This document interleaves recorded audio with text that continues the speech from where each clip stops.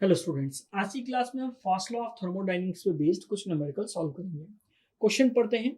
A gas undergoes a thermodynamic cycle consisting of following process. Process 1 to 2 is constant pressure process and pressure is 1.4 bar and volume is 0.0828 meter cube and work transfer during the process is 10.5 kilo joule. इस process को हम बनाते हैं। Okay, given देखते हैं क्या क्या है और इस प्रोसेस को हम ड्रॉ करते हैं पीवी डायग्राम में। ओके, उससे हमें समझ में आएगा कि प्रोसेस क्या क्या है और किस तरह से कंप्लीट हो रही है। तो ये pressure versus volume diagram. Pressure versus volume diagram में सबसे पहली प्रोसेस 1 to 2 क्या है? Constant pressure process.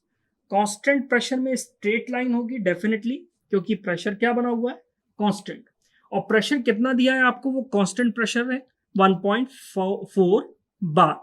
ये प्रेशर आपको कांस्टेंट दिया हुआ है। इसके बाद क्वेश्चन ने क्या बोला?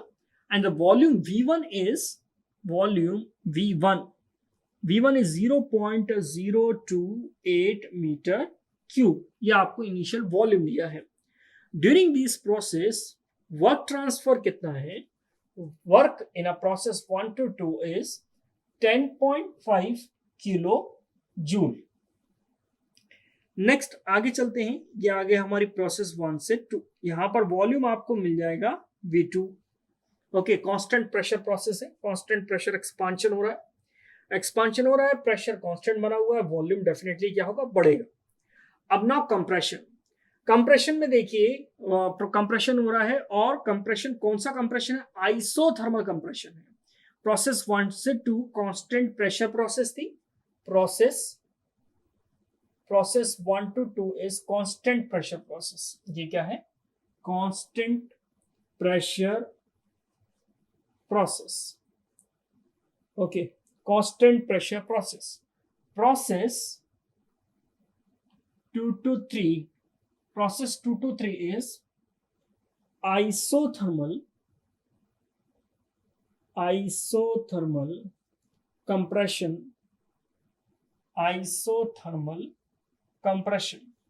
कंप्रेशन हो रहा है, लेकिन लॉ कौन सा है? Isothermal compression. Law isothermal compression. ये कंप्रेशन हुआ। ओके, कौन सा लॉ फॉलो किया इस कंप्रेशन में हमने? ये लॉ फॉलो किया हमने, PV to the power 1 is equals to constant. ये कंप्रेशन हो रहा है, आइसोथर्मल कंप्रेशन। आइसोथर्मल कंप्रेशन का मतलब क्या है? कि आप कंप्रेस कर रहे हैं लेकिन टेम्परेचर कांस्टेंट बना हुआ है। ओके, कंप्रेस करेंगे तो वॉल्यूम कम हो जाएगा और प्रेशर बढ़ जाएगा। इस प्रोसेस में आप देखिए कि इंटरनल एनर्जी क्या है? कांस्टेंट है। 0.2 और 3 की इंटरनल एनर्जी कांस्टेंट बनी हुई है। U2 इज इक्वल्स टू कितना दिया है? U3 दिया है आइसोथर्मल प्रोसेस में। ओके, तो आइसोथर्मल कंप्रेशन प्रोसेस में इंटरनल एनर्जी कांस्टेंट है, क्योंकि जितना आपने कंप्रेस किया होगा उतना आपको वर्क मिल गया, और जितना आपने वर्क दिया होगा उतनी ही ट्रांसफर हो गई होगी। किसी भी तरह से इंटरनल एनर्जी में स्टोर नहीं हुई, इसलिए इंटरनल एनर्जी क्या है? कांस्टेंट है। Next process 3 to 1। 3 to 1। अब ये 3 to 1 कौन सी प्रोसेस है? Process 3 to 1। अब आपको समझ में ही आ रहा है 3 to 1 कांस्टेंट वॉल्यूम प्रोसेस है। क्या है ये? Constant volume process. Constant volume process का मतलब क्या है? कि स्टेट बदल गई लेकिन वॉल्यूम कांस्टेंट रहा। V1 किसके बराबर है? V3 के बराबर है। अब ये 3 प्रोसेस है, उसको हमने पीवी डायग्राम में बनाकर देख लिया। सबसे पहला क्वेश्चन था draw these process on a PV diagram, तो हमने ये पीवी डायग्राम बना लिया। सेकंड क्वेश्चन है calculate the net work for the cycle. आपको क्या कैलकुलेट करना है? नेट वर्क आपको कैलकुलेट करना है। ठीक है, अब आपको नेट वर्क कैलकुलेट करना है या फिर हम बोले टोटल वर्क कैलकुलेट करना है, तो वर्क क्या होगा? वर्क इन अ प्रोसेस 1 से 2 plus work in a process 2 to 3 plus work in a process 3 to 1। यही होगा। प्रोसेस 1 से 2 में कितना वर्क आया आपको निकालना पड़ेगा। प्रोसेस 2 to 3 में क्या वर्क आएगा? वर्क ट्रांसफर होगा क्या आएगा वो निकालना पड़ेगा। 3:1 में। अब आपको ये मालूम है कि कांस्टेंट वॉल्यूम प्रोसेस में किसी भी तरह का कोई भी वर्क नहीं होता। वर्क ट्रांसफर क्या होता है? जीरो। कांस्टेंट वॉल्यूम प्रोसेस में किसी भी तरह से वर्क आपको नहीं मिलता। ओके, तो टोटल वर्क जो होगा वो टोटल वर्क होगा work in a process 1 to 2 plus work in a process 2 to 3। Okay, इन दोनों को टोटल कर लेंगे तो आपको टोटल वर्क मिल जाएगा। नेक्स्ट क्वेश्चन आपके लिए क्या है? Calculate the heat transfer in a process 1 से 2। 1 से 2 में हीट ट्रांसफर आपको कैलकुलेट करना है। dq इज इक्वल dq12 आपको कैलकुलेट करना है। ओके, ये आपका दूसरा क्वेश्चन हो गया। और क्या क्वेश्चन आपसे पूछा है कि show that summation of q is equal to summation of w। ये आपको शो करना है। आपको ये मालूम है कि किसी भी साइक्लिक प्रोसेस के लिए फर्स्ट लॉ ऑफ थर्मोडायनेमिक्स क्या बोलता है कि जितनी ही ट्रांसफर हुई है उतना वर्क ट्रांसफर होगा, उतना वर्क के क्या होगा? बराबर होगा। मतलब heat transfer is equal to work transfer in a cyclic process. ये है first law of thermodynamics for a cycle. Okay, अब हम स्टार्ट करते हैं, एक एक करके चीजें कैलकुलेट करेंगे। सबसे पहले अगर हम बात करें 1 से 2 में वर्क आप कैसे कैलकुलेट करेंगे? कांस्टेंट प्रेशर प्रोसेस है, तो कांस्टेंट प्रेशर प्रोसेस में आपको V2 पता होना चाहिए, तब आप कैलकुलेट कर पाएंगे। ठीक है, V2 अगर आपको मालूम होगा तो आप फॉर्मूला लगा देंगे pressure multiplied by V2 minus V1। तो आपको V2 माइनस V1 करके V2 मिल जाए। V2 अगर आपको पता होगा तो आप V2 माइनस V1 करेंगे तो आपको वर्क मिल जाएगा। ये एक ऑप्शन है आपके पास। अब हम सॉल्व करते हैं, देखते हैं कैसे कैसे सॉल्व करेंगे। सबसे पहले जो इजी मैनर में सॉल्व हो जा रहा है उसको हम देखते हैं। देखिए, प्रोसेस 2 to 3 में कैसी प्रोसेस है? ये आइसोथर्मल प्रोसेस है। कैसी प्रोसेस है ये? आइसोथर्मल प्रोसेस, आइसोथर्मल कंप्रेशन है। तो इसको हम लिखे अगर process 2 to 3, process 2 to 3 isothermal compression process है। और आइसोथर्मल कंप्रेशन में वर्क कैसे कैलकुलेट होता है? आइसोथर्मल कंप्रेशन में वर्क कैसे निकलता है? Work is equal to, formula होता है PV ln V2 bye V1। इस तरह से कैलकुलेट होता है। ओके, अभी हमारे लिए ये स्टेट 2 और 3 है, तो इसको हम उसी के अकॉर्डिंग चेंज कर लेते हैं। इसको लिख सकते हैं P2V2 is equal ln V3 bye V2। ऐसा लिख सकते हैं P2V2 ln V3 bye V2। अब आपको मालूम है कि V2 कितना है और P2 कितना है, ये आपको क्वेश्चन में गिवन है। कितना दिया हुआ है आपको? P2 दिया हुआ है 1.4 बार।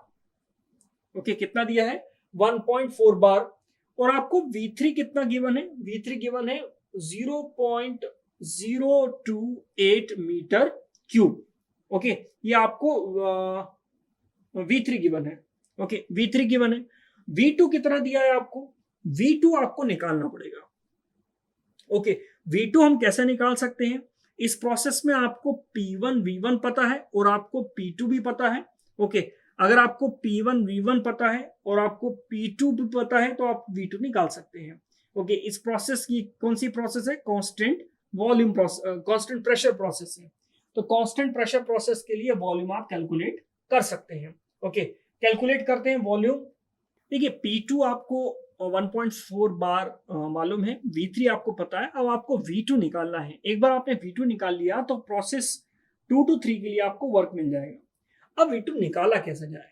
V2 के लिए हमारे पास क्या क्या ऑप्शंस अवेलेबल हैं उसको देखते हैं। हम अगर PV is equal to MRT लगा दें, ओके, प्रोसेस 1 से 2 के लिए प्रेशर कांस्टेंट रहेगा, मास और R कांस्टेंट हो जाएगा, volume directly proportional to temperature हो जाएगा। इसको हम लिख सकते हैं V1 by T1 is equal to V2 by T2। अगर आपको टेम्परेचर पता होता तो आप आसानी से V2 निकाल लेते हैं, लेकिन ये फॉर्मूला आप अप्लाई नहीं कर सकते। ओके, दूसरा ऑप्शन क्या है कि प्रोसेस 1 से 2 के लिए आपको क्या दिया है? वर्क। प्रोसेस 1 से 2 के लिए अगर आपको वर्क दिया है तो 1 से 2 के लिए वर्क का फॉर्मूला क्या होता है? 1 से 2 क्या है? एक्सपांशन प्रोसेस है। एक्सपांशन प्रोसेस है, कांस्टेंट प्रेशर प्रोसेस है। कांस्टेंट प्रेशर प्रोसेस के लिए वर्क का फॉर्मूला क्या होता है? P bracket V2 minus V1, ये फॉर्मूला होता है। प्रेशर कितना दिया है? 1.4 बार। बार को आप चेंज कर लीजिए किलो पास्कल में। ओके, तो 10 की पावर 2 से आपने क्या कर दिया? मल्टीप्लाई कर दिया। इस क्वेश्चन में, इस फॉर्मूले में आपको V2 नहीं पता, लेकिन आपको V1 मालूम है। वो V1 कितना है? 0.028। और इस 1 से 2 की वैल्यू आपको कितनी दी है? 10.5 किलो जूल। अब इससे आप क्या क्या क्या कैलकुलेट कर सकते हैं? V2 कैलकुलेट कर सकते हैं। V2 का आंसर कितना आ रहा है? कैलकुलेटर से कैलकुलेट करने के बाद आ रहा है 0.103 मीटर क्यूब। ये आपके पास वॉल्यूम आ गया 0.2 पर। अब आपको यहां का भी वॉल्यूम मालूम है 0.103 metre cube. Okay, 0.103 metre cube. इस पॉइंट का वॉल्यूम मालूम है, इस पॉइंट का वॉल्यूम मालूम है, इस पॉइंट का भी वॉल्यूम हमें पता है, क्योंकि V1 और V3 आपस में क्या है? बराबर है। अब हम आ जाते हैं प्रोसेस 2 से 3 के लिए। प्रोसेस 2 से 3 के लिए जब हम ये फॉर्मूला अप्लाई कर रहे थे तो हमारे पास V2 की कमी थी, अब V2 आ गया है। अब हम V2 रख देते हैं और आपके पास वर्क आ जाएगा। Work is equals to P2। P2 कितना है? इसको हम यहां पर रख रहे हैं, वैल्यूज रख रहे हैं। P2 कितना है? P2 का मतलब 0.1 और 2 का प्रेशर क्या रहेगा? सेम। तो उसको हम लिख सकते हैं 1.4 इंटू 10⁻²। V2 कितना है? V2 हमने निकाल लिया है 0.103 ln।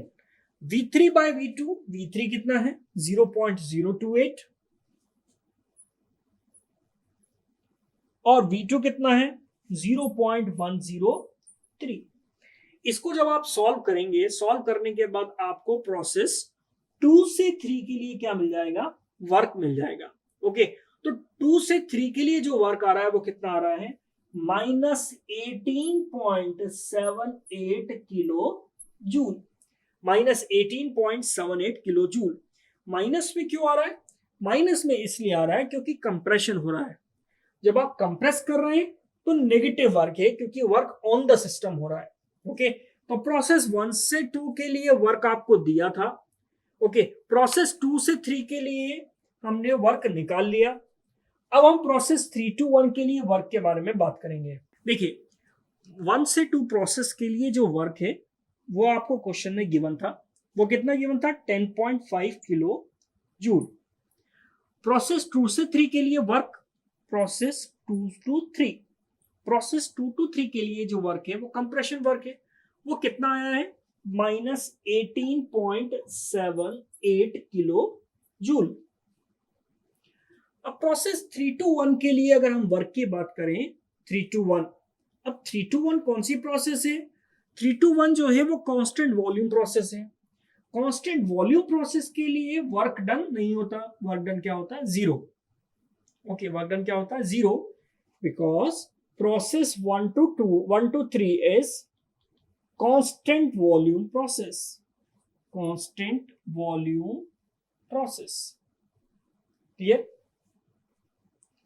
अब हम आते हैं, हमने वर्क कैलकुलेट कर लिया तीनों प्रोसेस के लिए, 1 से 2, 2 से 3, 3 to 1।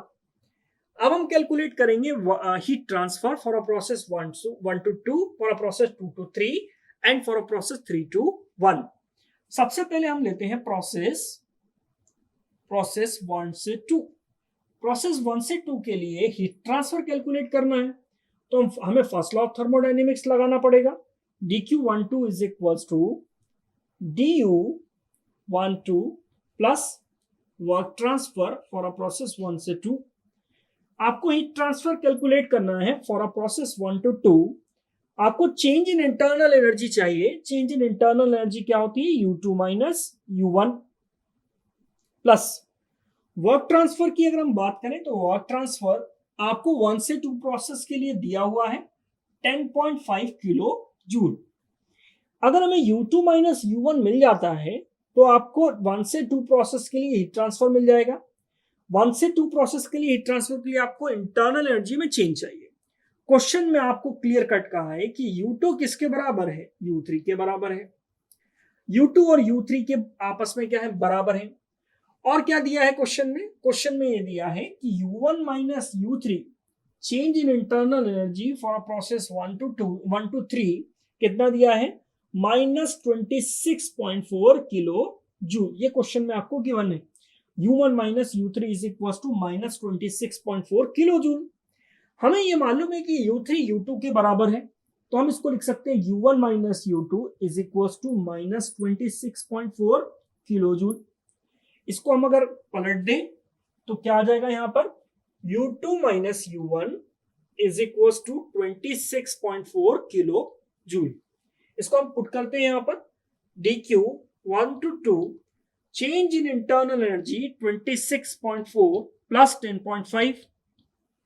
तो आपके पास क्या आ जाएगा heat transfer for a process 1 to 2। Heat transfer for this process कितना आ रहा है इसको आप कैलकुलेट कर लीजिएगा। ये आ रहा है 36.9 किलो जूल। ओके, ये आ गया 36.9 किलो जूल। अब हम प्रोसेस 2 to 3 के लिए हीट ट्रांसफर कैलकुलेट करेंगे। प्रोसेस 2 to 3 के लिए हीट ट्रांसफर देखिए, प्रोसेस 2 to 3 के लिए हीट ट्रांसफर की कैसी प्रोसेस है, आइसोथर्मल प्रोसेस है। आप डायरेक्ट भी कर सकते हैं अगर आपने अपने पुराने कंसेप्ट्स को अच्छे से रिवाइज किया है। आइसोथर्मल की अगर हम प्रोसेस की बात करें तो आपको मालूम होगा isothermal process for ideal gas, isothermal अगर आइडियल गैस में हो रही है तो इंटरनल एनर्जी में चेंज जीरो होता है, हीट ट्रांसफर वर्क ट्रांसफर आपस में बराबर होते हैं।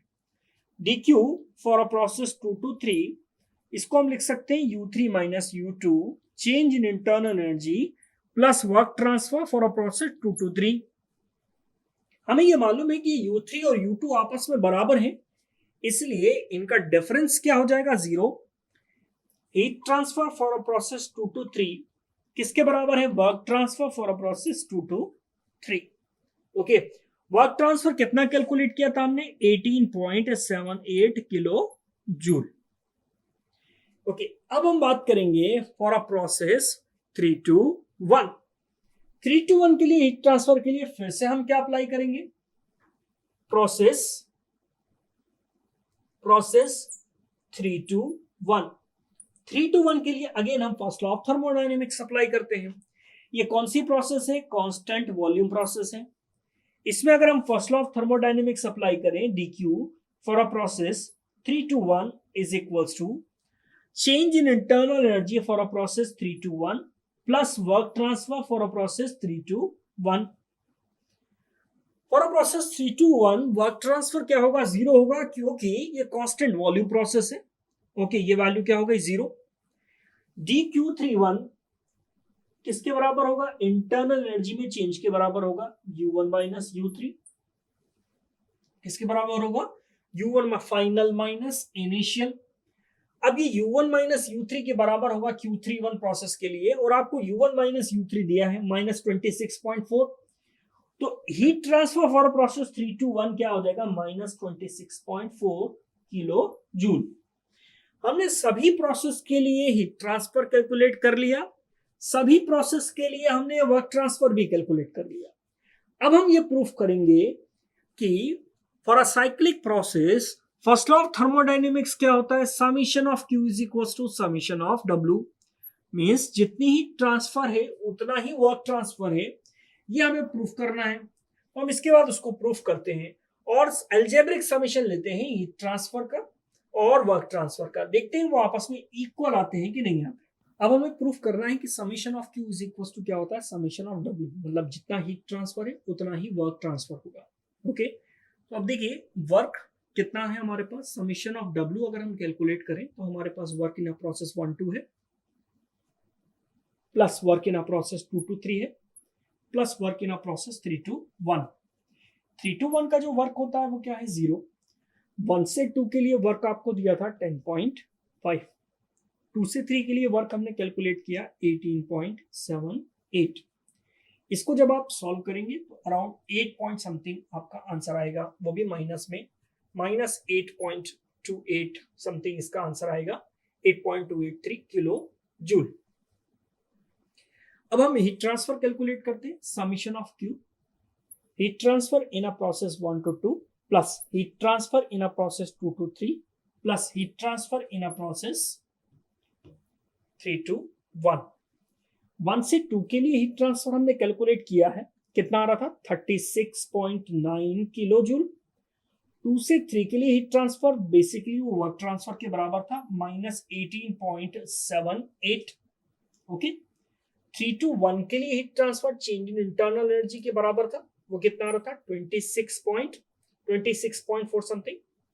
इसको जब आप सॉल्व करेंगे तो आपके पास जो समीशन ऑफ क्यू आएगा वो summation of Q -8.283 kilo joule आ जाएगा।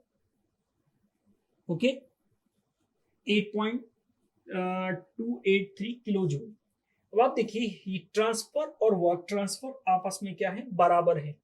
हेंस हमने ये प्रूफ कर दिया कि for a cyclic process summation of Q किसके बराबर होता है, समीशन ऑफ डब्ल्यू। ये हमने क्या कर दिया, प्रूफ कर दिया। ओके, तो ये क्वेश्चन यहाँ पर खत्म होता है। मिलते हैं नेक्स्ट क्लास में। Thank you.